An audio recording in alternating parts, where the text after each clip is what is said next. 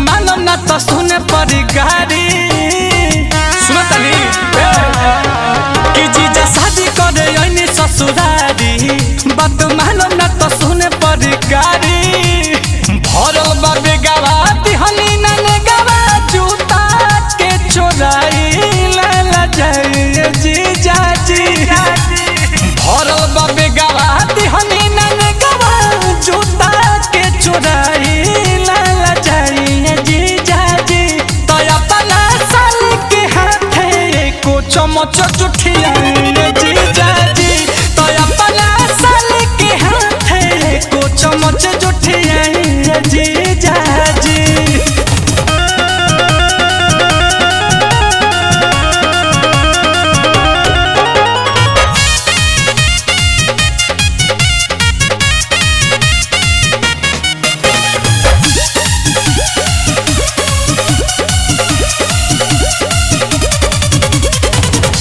पानी कौन जूस पीही, मुरई के जूस ठंडा रही दिमाग जी।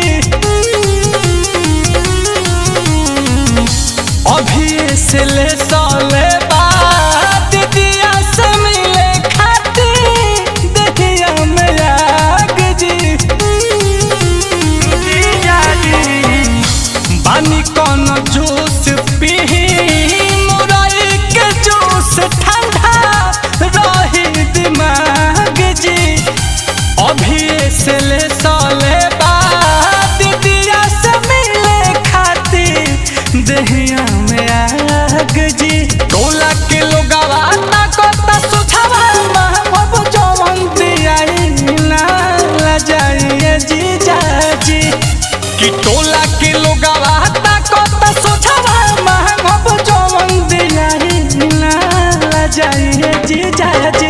तो अपना साली के हाथे को चमच जुठियाई जीजा जी। तो अपना साली के हाथे को कवर जुठियाई जीजा जी। जीजा जी, जीजा जी।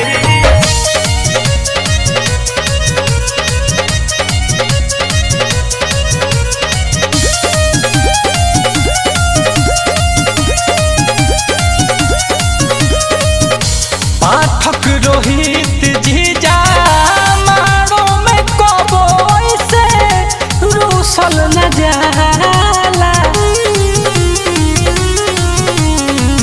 मिलल ससुरारी के हई सुखल चकल तो देख के दूसल न जाला।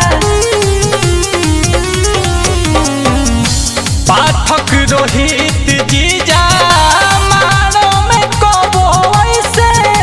रूसल न जाला। मिलल ससुरारी के हई सुखल चॉकलेटवो के दूसल न जाला। रौरा से निमन बाटे जीरा और नीलकमल छोटा का भाई मुहावा बाई जीजा जी। रौरा से निमन बाटे जीरा और रौसल छोटा का भाई मुहावा बाई जीजा जी। तो अपना साली के हाथे को कवर जुठियाई जीजा जी।